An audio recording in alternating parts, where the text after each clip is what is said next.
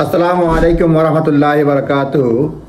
Home office ই visa grace period আরও 2 মাস বাড়িয়েছে, অর্থাৎ new deadline is on 1 June 2025। অর্থাৎ আগে যেটা বলছিল যে 31 ডিসেম্বর 2024 সালে যাদের এই যে work permit, resident permit, BRP মানে এক্সপায়ার হয়ে গেছিল, তাদের জন্য গ্রেস পিরিয়ড দিছিল 31 মার্চ 2025 সাল। সেটা আরও 2 মাস বাড়িয়ে তারা 1 জুন 2025 সাল পর্যন্ত করেছে।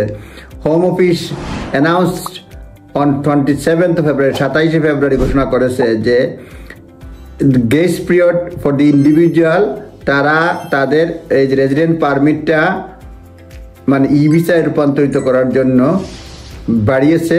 31 মার্চ থেকে বাড়িয়ে 1 জুন 2025 সাল পর্যন্ত করেছে।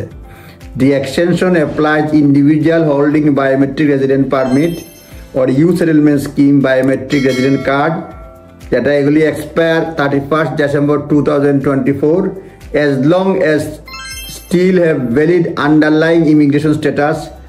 These individuals can continue using their expired document for international travel until 1 June 2025. অর্থাৎ যাদের বায়োমেট্রিক রেজিডেন্ট পারমিট অথবা ইউ সেটেলমেন্ট স্কিমের বায়োমেট্রিক রেজিডেন্ট কার্ড এক্সপায়ার্ড হয়ে গেছে 31 ডিসেম্বর 2024 এবং তারা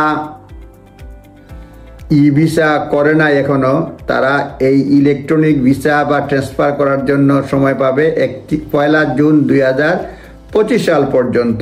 তবে শর্ত থাকে যে ওই সময় তাদের নর্মালি যে কাগজে লিখে আন্ডারলাইন ইমিগ্রেশন স্ট্যাটাস বা ইমিগ্রেশন যে ভিসাটা থাকতে হবে, অর্থাৎ কাগজে লিখেছিল, চিঠিতে লিখে দিয়েছিল যে এই ভিসাটা এত পর্যন্ত ভ্যালিড, সেটা থাকতে হবে। শুধুমাত্র যাদের রেজিডেন্ট কার্ড বা রেজিডেন্ট পারমিট এক্সপায়ার হয়েছে তারা কন্টিনিউ করতে পারবে এই এক্সপায়ার রেজিডেন্ট পারমিট দিয়ে আনটিল 1 জুন 2025 বলছে। এরপরে আর এটা বাড়ানো হবে না। From 2 June 2025, expired BRP and US BRC will no longer be acceptable evidence of immigration status when traveling to UK ট্রাভেলের জন্য এগুলি আর অ্যাকসেপ্ট হবে না।